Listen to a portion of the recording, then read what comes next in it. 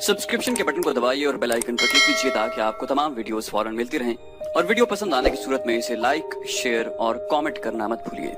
Medina में खुराक की किल्लत का जो कहत की सूरत इख्तियार करती जा रही थी, एहसास था वहाँ आपको ये भी मालूम था कि कुरैश का लश्कर भी नीम फाका कशी पर आ गया है। ये वो कैफियत होती है जो इंसान के एक दूसरे की शराइत मानने पर और मुआहिदों और समझौतों पर मजबूर करती है। किसी भी तारीख में इस शख्स का नाम नहीं लिखा जिसे रसूल करीम सल्लल्लाहु अलैहि वसल्लम ने खुफिया तरीके से कुरैश के इत्तेहादी गतफान के सालार ऐना के पास इस मकसद के लिए भेजा कि उसे कुरैश की दोस्ती तर्क करने पर आमादा करे। उसे ये नहीं कहा गया कि वो मुसलमानों के साथ मिल जाए। रसूल करीम का मकसद सिर्फ ये था कि गतफान और ऐना रजामंद हो जाएं और अपने कबीले को वापस चले जाएं। लेकिन कुरैश का लश्कर 2000 नफरी की फौज से महरूम हो जाएगा। ये तवक्को भी की जा सकती थी कि दूसरे कबाइल भी गतफान की तकलीद में कुरैश के लश्कर से निकल जाएंगे। क्या मोहम्मद हमें ज़बानी मुआहिदे की दावत दे रहा है? ऐना सालार ने रसूल खुदा के एलची से कहा, हमने यहाँ तक आने का जो खर्च बर्दाश्त किया है वो कौन देगा? रसूल खुदा के एलची ने कहा, हम देंगे। नबी करीम सल्लल्लाहु अलैहि वसल्लम ने फरमाया है कि तुम लोग अपने कबीले को वापस ले जाओ तो इस साल मदीना में खजूर की जितनी पैदावार होगी उसका तीसरा हिस्सा तुम ले जाना। खुद मदीना आ जाना, पूरी पैदावार देख लेना और अपना हिस्सा अपने हाथों अलग करके ले जाना। सालार ऐना मैदान जंग में लड़ने और लड़ाने वालों की क़यादत करने वाला जंगजू था, लेकिन गैर जंगी मसाइल और उमूर को बहुत कम समझता था। मौरिख इब्ने कुतैबा ने लिखा है कि इस वाक़े के कुछ ही अरसे बाद रसूलुल्लाह सल्लल्लाहु अलैहि वसल्लम ने उसे मुस्तैद अहमक का खिताब दिया था। वो बड़े ताकतवर जिस्म वाला और जिस्मानी लिहाज से फुर्तीला और मुस्तैद रहने वाला आदमी था। उसने अपने सरदार गतफान से बात की। गतफान ने कहा, खुदा की कसम, मोहम्मद ने हमें कमजोर समझकर ये पैगाम भेजा है। उसके एलची से पूछो कि मदीना के अंदर लोगों को भूख का सामना नहीं, हम उन्हें भूख से निढाल करके मारेंगे। क्या तुम देख नहीं रहे कि हमारा अपना लश्कर भूख से निढाल हो रहा है? सालार ऐना ने कहा, मदीना वाले अपने घरों में बैठे हैं, हम अपने घरों से बहुत दूर आ गए हैं। क्या लश्कर में तुम बेइत्मीनानी नहीं दिख रहे? क्या तुमने देखा नहीं कि हमारी कमानों से निकले हुए तीर अब इतनी दूर तक नहीं जाते जितनी दूर उस वक्त जाते थे जब तीरंदाजों को पेट भर कर खाना मिलता था। उनके बाजुओं में कमाने खींचने की ताकत नहीं रही। क्या इसका फैसला तुम करोगे कि हमें मोहम्मद को क्या जवाब देना चाहिए? गतफान ने पूछा, या मैं फैसला करूंगा जो कबीले का सरदार हूँ? खुदा की कसम, मैदान जंग में जो फैसला मैं कर सकता हूँ वो तुम नहीं कर सकते, सालार ऐना ने कहा। और मैदान जंग से बाहर जो फैसला तुम कर सकते हो वो फैसला मेरी अक्ल नहीं कर सकती। मेरी अक्ल तलवार के साथ चलती है, मगर यहाँ मेरी फौज की तलवारें और बर्छियां और हमारे तीर मायूस हो गए हैं। हम खंदक के पार नहीं जा सकते। हमें मोहम्मद की बात मान लेनी चाहिए। और उन्होंने रसूल करीम सल्लल्लाहु अलैहि वसल्लम की बात मान ली। एलची उम्मीद अफसा जवाब लेकर आ गया। उसे कुरैश का कोई आदमी नहीं देख सका था क्योंकि गतफान की फौज मुहासरे के किसी और मकाम पर थी। अल्लाह के रसूल सल्लल्लाहु अलैहि वसल्लम के खिलाफ कौन बोल सकता था? मगर आपने इस्लाम की तालीमात के ऐन मुताबिक अपने सरकर्दा साथियों को बुलाया और उन्हें मौका दिया कि किसी को आपके फैसले से इख्तलाफ है तो वो बोले। आप सल्लल्लाहु अलैहि वसल्लम एक शख्स का फैसला पूरी कौम पर ठूंसने के कायल न थे। चुनाचे आपने सबको बताया कि आपने गतफान को क्या पेशकश की है। यहाँ उम्मत को मशवरे की अहमियत सिखाई गई है। चंद पुरजोश आवाजें उठी, नहीं, हमारी तलवारें जिनके खून की प्यासी हैं, खुदा की कसम हम उन्हें अपनी जमीन की पैदावार का एक दाना भी न देंगे। जंग तो हुई नहीं, हम लड़े बगैर क्यों जाहिर करें कि हम लड़ नहीं सकते? उसकी तायद में कुछ आवाजें उठी। ऐसी दलीलें दी गईं जिन्हें रसूलुल्लाह सल्लल्लाहु अलैहि वसल्लम ने इसलिए कबूल फरमा लिया कि ये अक्सरियत की आवाज थी। आप सल्लल्लाहु अलैहि वसल्लम ने अपने एलची को दोबारा गतफान और ऐना के पास न भेजा, लेकिन आपने सब पर वाज़े कर दिया कि तदब्बुर और हिकमत अमली के बगैर मुहासरा नहीं तोड़ा जा सकेगा। खुदा हक परस्तों के साथ था। रसूल करीम सल्लल्लाहु अलैहि वसल्लम ने अपने अल्लाह से मदद मांगी जो एक इंसान के रूप में आपके सामने आ गई थी। ये थे नईम बिन मसूद रज़ियल्लाहु अन्हु। उनका ताल्लुक गतफान के कबीले से था। नईम रज़ियल्लाहु अन्हु सरकर्दा शख्सियत थे।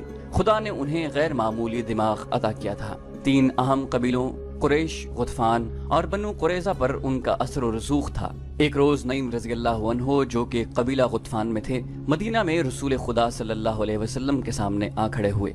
खुदा की कसम, तू कबीले का गैर है। रसूलुल्लाह सल्लल्लाहु अलैहि वसल्लम ने फरमाया, तू हम में से नहीं, तू यहाँ कैसे आ गया? नईम रज़ियल्लाहु अन्हु ने कहा, मैं आप में से हूँ। मदीना में गवाह मौजूद हैं। मैंने दरपर्दा इस्लाम कबूल कर लिया है। अपने कबीले के साथ इसी मकसद के लिए आया था कि आपके हुजूर हाजिर हो जाऊं, मगर मौका न मिला। पता चला कि आपने मेरे कबीले के सरदार اور سالار کو قریش سے دوستی ترک کر کے واپس چلے جانے کا پیغام بھیجا تھا، اور آپ صلی اللہ علیہ وسلم نے اس کا معاوضہ بھی بتا دیا تھا، لیکن آپ نے بات کو مزید آگے نہ بڑھایا۔ رسول خدا صلی اللہ علیہ وآلہ وسلم نے پوچھا، اللہ کی تجھ پر رحمت ہو، کیا تو بات کو آگے بڑھانے آیا ہے؟ نعیم رضی اللہ عنہ نے جواب دیا، نہیں میرے اللہ کے سچے نبی صلی اللہ علیہ وسلم، مجھے آپ ہی کے قدموں میں آنا تھا۔ اہل مدینہ پر مشکل کا وقت آن پڑا ہے، میں اپنی جان لے کر حاضر ہوا ہوں۔ یہ حضور صلی اللہ علیہ وسلم اور اسلام کے شہدائیوں کے جس کام آ سکتی ہے، حضور کے قدموں میں پیش کرتا ہوں۔ اپنے لشکر میں سے چھپ چھپا کر نکلا ہوں، خندق میں اتر تو گیا، لیکن سنتریوں کی موجودگی میں اوپر آنا خودکشی کے برابر تھا۔ اوپر چڑھنا ویسے بھی محال تھا، بڑی مشکل پیش آئی۔ خدا سے آپ کے نام پر التجا کی، گڑ گڑا کر دعا مانگی، اللہ نے کرم کیا، سنتری آگے چلے گئے اور میں خندق پر چڑھایا۔ رسول اکرم صلی اللہ علیہ وسلم کو نعیم رضی اللہ عنہ کے متعلق بتایا گیا کہ یہ کس حیثیت کا شخص ہے۔ رسول کریم نے ان کے ساتھ دو چار باتیں کی تو آپ کو اندازہ ہو گیا کہ نعیم رضی اللہ عنہ اونچی سطح اور عقل کے انسان ہیں۔ آپ نے نعیم رضی اللہ عنہ کو بتایا کہ محاصرے نے جو حالات پیدا کر دیے ہیں، ان سے نکلنے کے لیے ضروری ہو گیا ہے کہ قریش کے لشکر میں جو مختلف قبائل شامل ہیں انہیں قریش سے بدزن کیا جائے۔ اس کا طریقہ یہ ہے کہ 2-3 قبائل کے ساتھ خفیہ معاہدے کر لیے جائیں۔ نعیم رضی اللہ عنہ نے کہا، یا رسول اللہ، اگر میں یہ کام اپنے طریقے سے کر دوں تو کیا حضور صلی اللہ علیہ وسلم مجھ پر اعتماد کریں گے؟ رسول اللہ نے فرمایا، تجھ پر اللہ کی رحمت ہو نعیم، میں تجھے اور تیرے نیک ارادوں کو اللہ کے سپرد کرتا ہوں، میں واپس اپنے قبیلے میں چلا جاؤں گا۔ نعیم نے کہا، لیکن یہ نہیں بتاؤں گا کہ میں مدینہ میں آیا تھا، یہاں سے میں کعب بن اسد کے پاس جا رہا ہوں، میرے اللہ کے رسول میری کامیابی کے لیے دعا فرمائے۔ مدینہ میں رات کو پہرے بڑے سخت تھے، پیچھے کی طرف خندق نہیں تھی، ادھر پہاڑیوں نے قدرتی دفاع مہیا کر رکھا تھا، ادھر پہرے داروں اور گشتی سنتریوں کی تعداد زیادہ رکھی گئی تھی، اور شہر کے کسی آدمی کا بھی ادھر جانا بڑا مشکل تھا۔ رسول اکرم نے نعیم کے ساتھ اپنا ایک آدمی بھیج دیا تھا تاکہ کوئی سنتری انہیں روک نہ لے۔ یہ آدمی نعیم رضی اللہ عنہ کو مدینہ کے ساتھ باہر تک چھوڑ کر واپس آ گیا۔ رات کا پہلا پہر تھا جب نعیم رضی اللہ عنہ بنو قریظہ کی بستی میں کعب بن اسد کے دروازے پر پہنچے۔ دروازہ غلام نے کھولا۔ تم مجھے اچھی طرح جانتے ہو نا کعب؟ نعیم نے پوچھا۔ نعیم بن مسعود کو کون نہیں جانتا؟ کعب نے کہا، غطفان کے قبیلے کو تجھ جیسے سردار پر بہت فخر ہوگا۔ کہو نعیم، رات کے اس پہر میں تمہاری کیا خدمت کر سکتا ہوں؟ میں نے 10 دنوں کی مہلت مانگی تھی، ابھی تو 6-7 روز گزر گئے ہیں۔ میں نے مسلمانوں پر شب خون مارنے کے لیے آدمی تیار کر لیے ہیں، کیا تم یہی معلوم کرنے آئے ہو؟ نعیم رضی اللہ عنہ نے کہا، میں اسی سلسلے میں آیا ہوں۔ تم بے وقوف ہو کعب، تم نے قریش کے ساتھ کس بھروسے پر معاہدہ کر لیا ہے؟ مجھ سے نہ پوچھنا کہ میرے دل میں تمہاری ہمدردی کیوں پیدا ہوئی، میں مسلمانوں کا بھی ہمدرد نہیں کیونکہ میں مسلمان نہیں۔ تم اچھی طرح جانتے ہو میرے دل میں انسانیت کی ہمدردی ہے، میرے دل میں ہمدردی ہے تمہاری ان خوبصورت اور جوان بیٹیوں، بیویوں اور بہنوں کی جو مسلمانوں کی لونڈیاں بن جائیں گی۔ تم نے قریش سے بڑا ہی خطرناک معاہدہ کر لیا ہے، لیکن اس کی ضمانت نہیں لی کہ اہل قریش تمہیں مسلمانوں سے بچا لیں گے۔ ہم نے بھی قریش کے ساتھ معاہدہ کیا ہے، لیکن کچھ ضمانت بھی لی ہے۔ کعب بن اسد نے پوچھا، کیا قریش جنگ ہار جائیں گے؟ نعیم نے کہا، وہ جنگ ہار چکے ہیں۔ کیا یہ خندق انہیں شہر پر حملہ کرنے دے گی؟ قریش کے لشکر کو بھوک نے بے حال کرنا شروع کر دیا ہے، میرا قبیلہ بھوک سے پریشان ہو گیا ہے۔ میں نہیں چاہتا کہ کل تم میرے قبیلے کو بدنام کرو کہ غطفان تمہیں مسلمانوں کے رحم و کرم پر چھوڑ گئے تھے۔ تم مسلمانوں پر حملہ کر کے انہیں اپنا دشمن بنا لو گے اور قریش اور ہم محاصرہ اٹھا کر واپس چلے جائیں گے۔ اپنے دونوں قبیلوں قینقاع اور بنو نذیر کا انجام جو مسلمانوں کے ہاتھوں ہوا تھا وہ تمہیں یاد ہوگا۔ کعب بن اسد پر خاموشی طاری ہو گئی۔ میں جانتا ہوں کہ تم نے قریش سے کتنی اجرت لی ہے، نعیم نے کہا، لیکن یہ خزانہ جو تم ان سے لے رہے ہو، یہ خوبصورت لڑکیاں جو ہوئی بن اخطب نے تمہارے پاس بھیجی ہیں، یہ سب مسلمانوں کی ملکیت ہو جائے گی اور تمہارا سر تمہارے تن سے جدا ہو جائے گا۔ تو کیا میں قریش سے معاہدہ توڑ دوں؟ کعب نے پوچھا۔ معاہدہ نہ توڑو، نعیم نے کہا، انہیں ابھی ناراض نہ کرو، لیکن اپنی حفاظت کی ان سے ضمانت لو۔ عرب کے رواج کے مطابق انہیں کہو کہ ان کے اونچے خاندانوں کے کچھ آدمی تمہیں یرغمال کے طور پر دے دیں۔ اگر انہوں نے اپنے چند ایک معزز اور سرکردہ آدمی دے دیے تو یہ ثبوت ہوگا کہ وہ معاہدے میں مخلص ہیں۔ کعب بن اسد نے کہا، ٹھیک ہے نعیم، میں ان سے یرغمال میں آدمی مانگوں گا۔ نعیم بن مسعود رات کے وقت پہاڑیوں میں چلے جا رہے تھے۔ ان کی منزل قریش کی خیمہ گاہ تھی جو کئی میل دور تھی۔ سیدھا رستہ چھوٹا تھا لیکن راستے میں خندق تھی، وہ بڑی دور کا چکر کاٹ کر جا رہے تھے۔ وہ گزشتہ رات سے مسلسل چل رہے تھے، مگر چھپ چھپ کر چلنے اور عام سفر میں بہت فرق تھا۔ نعیم رضی اللہ عنہ جب ابو سفیان کے پاس پہنچے تو ایک اور رات شروع ہو چکی تھی۔ उस वक्त उनकी हड्डियां भी दुख रही थीं और उनकी जबान सूख गई थी। एक ही बार बेतहाशा पानी पीकर वो बोलने के काबिल हुए। अबू सुफियान नईम की दानिशमंदी और तदब्बुर से मुतासिर था। तुम्हारी हालत बता रही है कि तुम अपने लश्कर में से नहीं आए। अबू सुफियान ने नईम से पूछा, कहाँ से आ रहे हो? नईम बिन मसूद ने जवाब दिया, बहुत दूर से, जासूसी की एक मुहिम से आ रहा हूँ। तुम लोग बनु कुरैजा के साथ मुआहिदा कराए हो। क्या तुम भूल गए थे कि यहूदियों को हमारे साथ जो दिलचस्पी है वो सिर्फ इसलिए है कि वो इस्लाम को हमारे हाथों यहीं पर खत्म करा देना चाहते हैं। मैं बनु कुरैजा के 2 दोस्तों से मिल आया हूँ और मुझे मदीना का भी एक पुराना दोस्त मिल गया है। मुझे पता चला है कि काब बिन असद ने मोहम्मद का साथ नहीं छोड़ा, बल्कि काब ने मुसलमानों को खुश करने का एक नया तरीका सोचा है। तुमने उसे कहा कि वो मदीना में मुसलमानों पर हमला करे। वो अब तुमसे कुरैश के सरकर्दा खानदानों के चंद अफराद यरगमाल में जमानत के तौर पर रखने के लिए मांगेगा, मगर उन्हें वो मुसलमानों के हवाले कर देगा और मुसलमान इन अफराद को कत्ल कर देंगे। फिर यहूदी मुसलमानों के साथ मिल जाएंगे और दोनों हम पर हमला कर देंगे। मैं तुम्हें खबरदार करने आया हूँ कि यहूदियों को यरगमाल में अपना एक आदमी भी न देना। खुदा की कसम नहीं।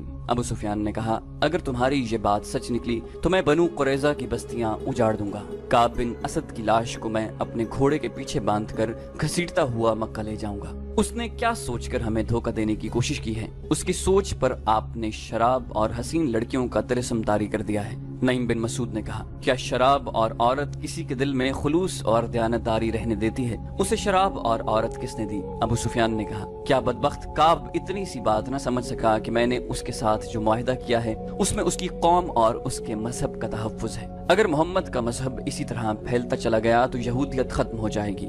नईम ने कहा, तुम यहूदियों को अभी तक नहीं समझ सके। वो अपने दुश्मन पर भी जाहिर नहीं होने देते कि वो उसके दुश्मन हैं। हुई बिन अख्तब भी यहूदी है। उसने तुम्हारी तरफ से काब को शराब का निस्फ मटका और 2 निहायत हसीन लड़कियां दी हैं। मैं जब काब से मिला तो वो शराब में बदमस्त था और दोनों लड़कियां नीम बरहना हालत में उसके पास थी। उसने बदमस्ती के आलम में मुझे कहा कि वो अहले कुरैश को उंगलियों पर नचा रहा है। अबू सुफियान ने तलवार के दस्ते पर हाथ मारकर कहा, नईम, मैं मदीना से महासरा उठाकर बनु कुरैजा की नस्ल खत्म कर दूंगा। उसकी ये जुर्रत के कबीला कुरैश के सरकर्दा चंद अफराद को जमानत के तौर पर यरगमाल बनाकर रखना चाहता है। तुम्हें इतना नहीं भड़कना चाहिए अबू सुफियान। नईम ने कहा, ठंडे दिल से सोचो और फैसला करो कि काब को तुम एक भी आदमी यरगमाल नहीं दोगे। मैं फैसला कर चुका हूँ। अबू सुफियान ने कहा, क्या तुम अहले मदीना की कोई खबर दे सकते हो? वो किस हाल में है? वो कब तक भूख बर्दाश्त कर सकते हैं? नईम बिन मसूद को अबू सुफियान के पांव उखाड़ने का मौका मिल गया था। नईम ने कहा, मैं हैरान हूँ अबू सुफियान। अहले मदीना खुश और मुतमईन है।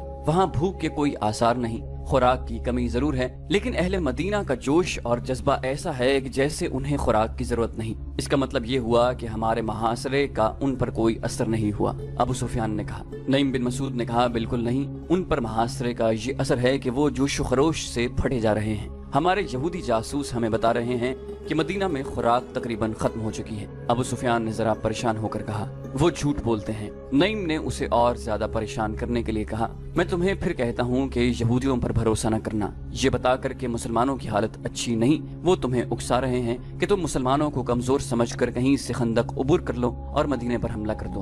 वो अहले कुरैश और मेरे कबीले गुतफान को मुसलमानों के हाथों तबाह कराना चाहते हैं। अबू सुफियान ने कहा और अपने गुलामों को आवाज दी, मैं उनकी नीयत मालूम कर लेता हूँ। अकरिमा और खालिद को बुलाओ।